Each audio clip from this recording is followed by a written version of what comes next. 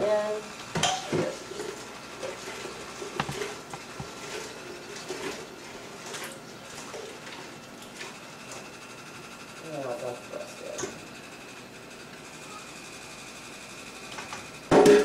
anything that I use lime in, as soon as I'm finished with it, I start rinsing water in it, just to keep the safety factor low, or high, or whatever. And then I'll finish up, make sure that it's really blended. I still have ice chunks in here, so I use these to get rid of that.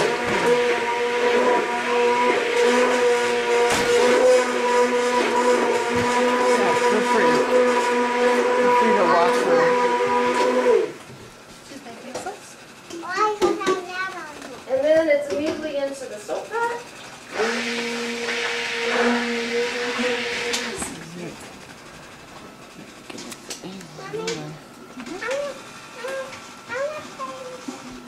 I think we're good. Wait, we're good. Oh, don't, yeah. We're informal, just walk by.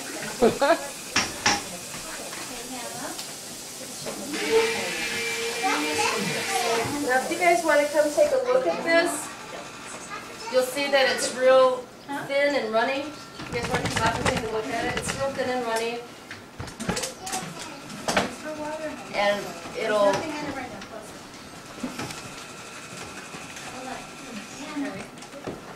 Alright, this is just the addition. Now I'm going to mix it a bit more and we'll get it a little bit more solid. And with the stick blender, you don't want to use it continuously. Use it for 30 seconds or so and then stir it by hand for 30 seconds or so. That will save on the life of your stick blender. Okay?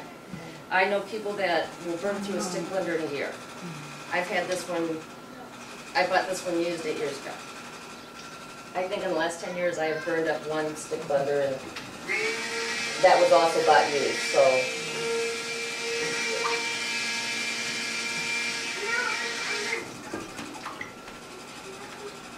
I'm going to go ahead and pour my fragrance oil in there now. So when does the lye become neutralized? After it goes through the chemical transformation, it all depends. This is called cold process, only because we're not applying any heat to it. It will heat up, and then as soon as it cools down, then the lye is neutral. Okay. So at this time, you still are being extremely cautious. Yeah, that's, yeah.